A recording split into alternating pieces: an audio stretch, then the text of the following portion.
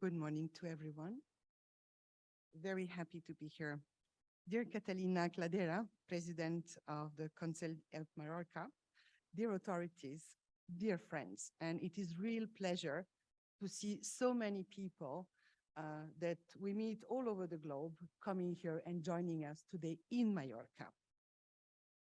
I would like to thank the government of the Balearic Islands, the Island Council, and the Mallorca Tourism Foundation for your leadership in the organization of this important summit in collaboration with UNWTO.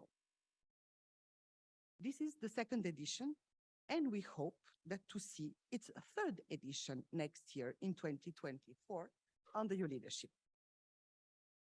Distinguished guests, colleagues, friends, it is a pleasure to welcome you at the second Destination Summit held under the theme Leading the Transformation. We are at the crossroads of achieving sustainability because in the UN agenda, we are at the midpoint of the journey to 2030. And this year, in September in New York, we will be holding the UN SDG Summit, in which UNWTO is looking forward to take part. In particular, I want to welcome friends that came from many parts of the globe, from Canada, China, Colombia, Guatemala, Italy, Spain, Portugal, and I forgot Netherlands, and Mexico. We are living in an era of unprecedented challenges, and we have the responsibility to shape the future of the tourism sector. This is a collective work. In 2019, tourism accounted directly for 4.2% of the world GDP. This is direct impact. If we calculate indirect and induced, we estimate that tourism represents 10% because tourism has a very broad value chain. The sector provided 1 out of 10 jobs, and tourism represents 40% of the blue economy before fisheries and maritime transport. That is an aspect that is important to underline. And beyond everything, tourism was the third largest trade export earning category after fuels and chemicals, because tourism is trade. And the fundamental is that we are most and foremost an economic sector. The COVID-19 pandemic has left an incredible mark on the tourism sector, as Madam President was just saying. We have seen and lived the impact of halted tourism operations impacting economies and societies, but the planet as well. We also have come to the realization that sustainability is competitiveness. The sustainability is resilience, and that tourism destinations can be a driving force behind the transition. Our forecast shows that in 2023, international tourist arrivals will be back to 95% of pre-pandemic levels. This is at the global level. But we know that in many destinations, in 2023, numbers will surpass 2019. We can see a rapid and remarkable turnaround. We are back to business, and we hope that it's not going to be business as usual. The needed transformation should be centered around sustainability and inclusivity. Our sector has the power to build peace and understanding. Tourism can empower youth and women, who today makes up 54% of the tourism workforce, and indigenous community. Supporting the well-being of community will be essential to ensure the long-term success of the sector. Just to give you an example, 6% of indigenous people that make the number globally are preserving more than 80% of the world biodiversity. So we must take attention and build particular attention to that space. Our well-being as societies and as a sector is also connected to healthy ecosystems. Tourists are attracted by pristine landscapes, thriving wildlife, and clean beaches. Tourism operations are reliant on natural resources such as water, energy, land, and oceans. Reducing the environmental impact of tourism is of paramount importance. Tourism, if managed well, can play a key role as an agent for change and be a force for good. For that, we need tourism to be regenerative, nature positive, net zero, and pollution-free sector. The question before us is now, how do we get there? And this is, I think, the whole purpose of the thinking and this event here. I suggest we consider 5 pillars to drive us forward. Firstly, the green transition. We are facing a climate emergency. Changing weather patterns and extreme events are already impacting tourism destinations. Tourism needs to adapt to these changes and mitigate risks. And tourism needs to take responsibility for its footprint and green gas emissions. We have forecast tourism emissions to be at least 25% higher in 2030 than they were in 2016 in a business as usual scenario. The Glasgow Declaration on Climate Action in Tourism, launched in COP26, focuses on climate change mitigation, but it also recognizes the need to adapt to a changing climate and to restore balance with nature through regenerative approaches.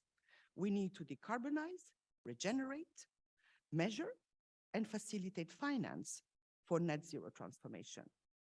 Finance is an element of great importance, which is not, I can say, extensively covered in these only 2 days, but I think deserves a very particular attention. Our World Tourism Day, celebrated on the 27th of September in Saudi Arabia, will be covering green finance, and I think I invite you all to join us there. We as well need to unlock green finance. I am pleased to say that we have welcomed more than 800 signatories of the declaration so far, including businesses, destinations, and even countries. Indonesia was one of the last countries to sign during the G20 last year. Embracing a circular economy presents a strategic opportunity to make more responsible use of natural resources and prevent pollution, while in the same time reducing operation costs. Good for the planet, but good for prosperity. And we very well know that much of the decision in sustainability are driven by that fundamental aspect of doing good business, and it is healthy. For example, with the Global Tourism Plastics Initiative, which is led by UNWTO in collaboration with the United Nations Environment Programme, present with us today, we are eliminating single-use plastics from tourism operations and promoting the integration of reuse models, anticipating and helping the sector to comply with new regulations. And our global roadmap for food waste reduction in tourism is also calling for action to prevent food waste, redistribute food surplus, and ensure the adequate circulation of food waste to avoid it ending on the landfills. On circularity, our host, Mallorca, are leading the way, and we heard Madam President explaining that circularity will be a must in the business model of the future and is already in the present. Ladies and gentlemen, UNWTO's work on climate action and circularity is carried out under the umbrella of the One Planet Sustainable Tourism Programme. With UNEP, we are also committed to the responsible management of resources, and we will be calling upon on increasing the uptake of that One Planet program with more members and more participation. Coasts, mountains, rivers, lakes, and forests are major attractions for tourism around the world. All tourism, even in city centers, relies on nature for supplies of food, clean water, and other ecosystem services. Just last week, I had the honor of making tourism a part of the conversation at the historic UNWTO Water Conference in New York, and some colleagues present here, notably in SHA, were with us. As a global community, we are behind our efforts to achieving sustainable development goals, and the goal 6 related to water is one of them. Tourism, with its immense water dependency, has an important role to play in getting us back on track. Our sector has also a wider role to play in protecting our ecosystems. Last December, UNWTO was at the UN Biodiversity Conference, COP15. Here, we launched the Net Positive Tourism Alliance with SHA and WTTC, committing the tourism sector to reverse biodiversity loss and achieve a nature-positive world by 2030. These are big ambitions, and to achieve them, we need to embrace new ideas, and we need all of you. Which brings me to our second priority, the digital transition. Destination businesses and the wider tourism sector will need to fully embrace new technologies in an inclusive manner, not only for marketing, but as well for accelerating the transition. In this regard, UNWTO has identified potential game changers through our innovation strategy and an ecosystem of startup competition and innovation challenges. Some of them are based here in Mallorca and are already making a real difference. Thirdly, we need to step up tourism skills and employment. And there again, Madam President, I think that you are on top of moving forward on that space. Tourism provides opportunities for people and of all backgrounds and build growth to their careers. Tourism can create as well green jobs. It can foster economic activity in places where the alternative opportunity exists, notably in rural areas where 70% of people are facing poverty. But to realize tourism potential, we need to empower youth and marginalized communities with skills for jobs and entrepreneurship. We support this through the UNWTO Online Academy and the Academy through our Students' League and Global Youth Tourism Summit. In addition, the World Committee on Tourism Ethics is engaged in working on the areas of decent work, inclusive growth, and community empowerment. And we have also launched an inclusive recovery guide on indigenous communities, including aspects of transition from assisting to enabling indigenous entrepreneurship, building capacity, and fostering digital literacy for running tourism businesses. Fourthly, we need to support the broad base of the bottom of the tourism pyramid. As services trade, there is no tourism without businesses. Micro, small, and medium enterprises, or MSMEs, make up an estimate of 80% of all tourism businesses worldwide. In some countries, it's more than 90%. MSMEs are key contributors to make tourism a force for equitable economic development.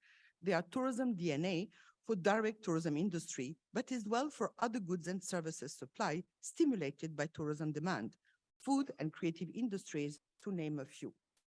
However, they were hit hard by the pandemic. Across the globe, many businesses still have not fully recovered. Supporting SMEs will deliver significant economic and social benefit, therefore. It will also help make them more resilient and ready for any future shock. And we have a huge disparity between developed countries and developing countries.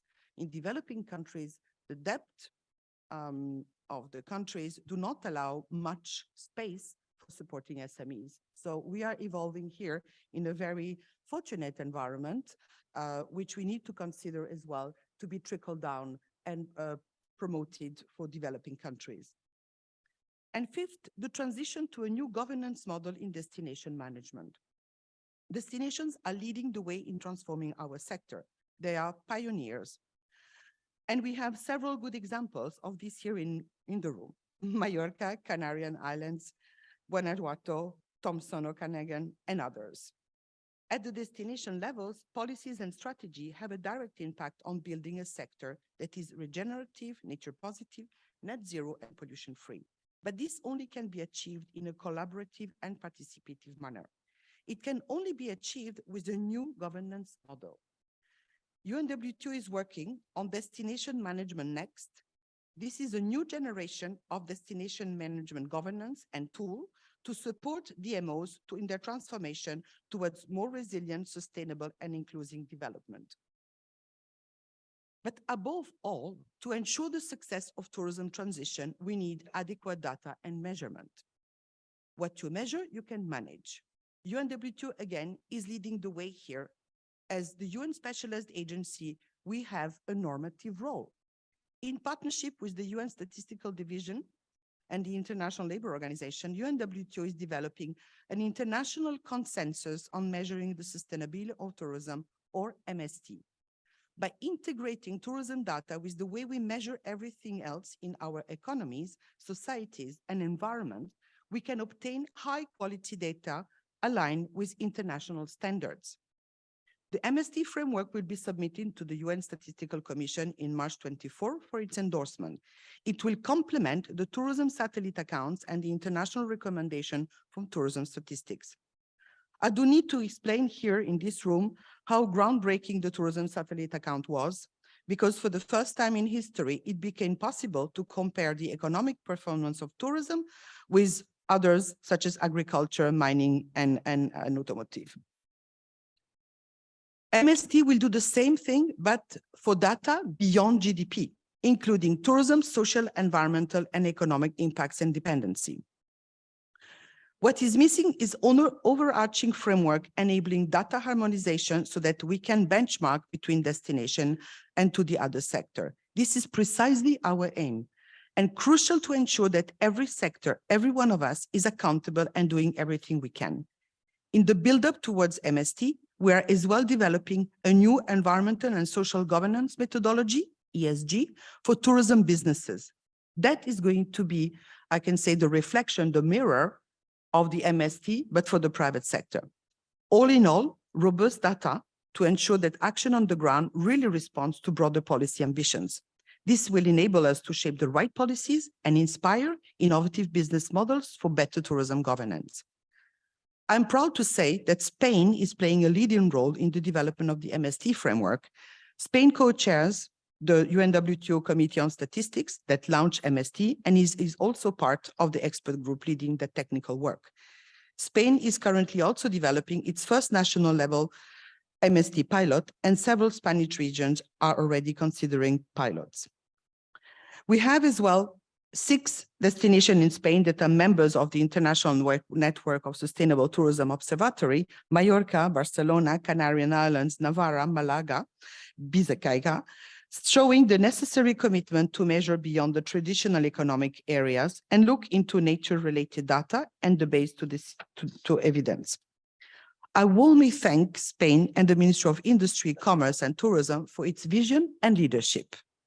Ladies and gentlemen, let me conclude by recalling that transitioning to a sustainable sector for people, prosperity, and planet can only be achieved with a holistic vision and collaborative spirit. By prioritizing the sustainable development of tourism, destination can create a better future for all. And now let me wish you an inspiring summit and all the success in our deliberations. Thank you very much.